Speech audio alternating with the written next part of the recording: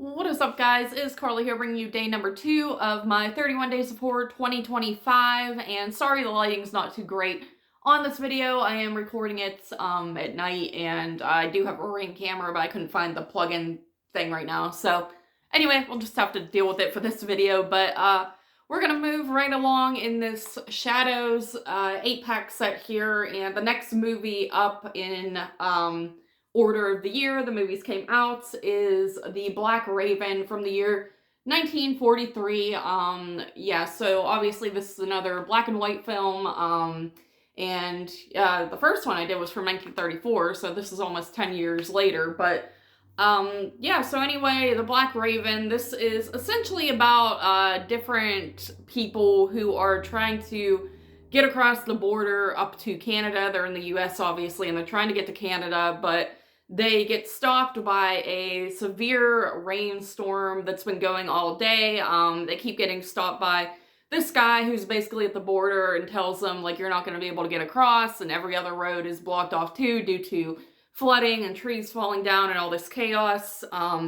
So, you know, these people are just like, well, where shall we go for the night so we can try to do this in the morning, hopefully, and he sends them to the Black Raven, which is essentially just an inn, you know, bed and breakfast type of inn, I guess you could say. So, you know, these different groups of people end up there. There's one guy who you find out is a bank teller who is basically fleeing the US because he embezzled a bunch of money and he wants to start a new, fun, exciting life. He keeps saying he, you know, had a boring, routine life, so he stole all this money for a chance to live a better one in Canada, I guess. And then you have this young couple who is trying to get to Canada to get married, elope and get married against the father of the bride's wishes. Then you have like this bumbling cop guy and this other guy who's up to no good. So you know, they get there and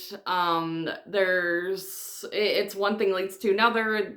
The money gets kind of found out, and then there is a murder, and things kind of roll from there. So this is another, just by the way it was described, I thought this is going to be exactly like the movie I just watched, because it even says, not on, I don't think it, yeah, it doesn't say on the back here, but just if you look up the movie, it says it's another old dark house type movie, and one of those things where money is involved and it's a whodunit and there's a murder. So same basic formula, but at the same time it was vastly different from The Ghost Walks. You know, I'm just comparing them because they both happen to be similar genre type films, murder mystery films, but yeah, they're not that much alike, really.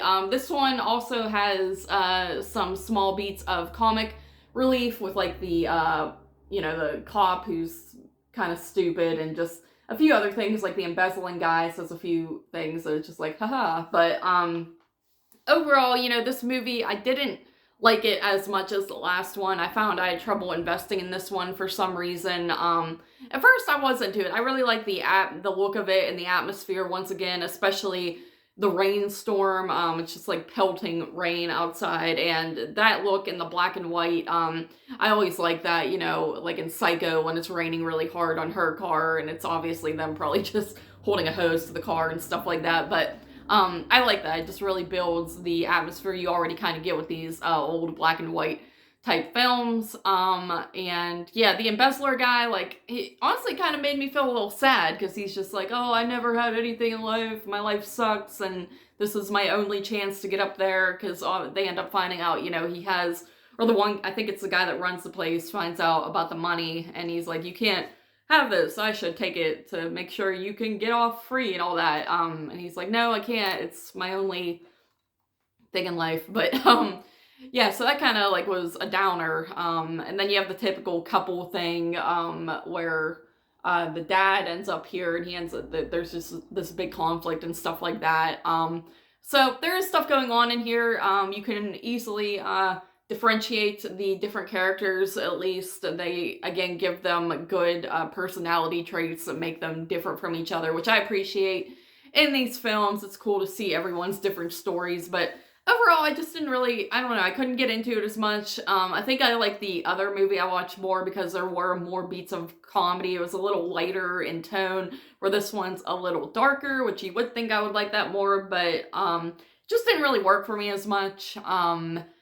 But yeah, I thought it was a cool concept overall. I don't think it's a bad movie by any means. It just isn't one that overly excited me or kind of held my attention too well. But, you know, good acting, good atmosphere, a good, I like the Black Raven location and how they all wind up there because of the rainstorm. I like the different ideas they use in these movies to get all these people into one place. It's not always like, oh, we're all going to this haunted house to win $50,000. It's not always like that. So, I thought that was cool. But overall, I would give it a 6 out of 10.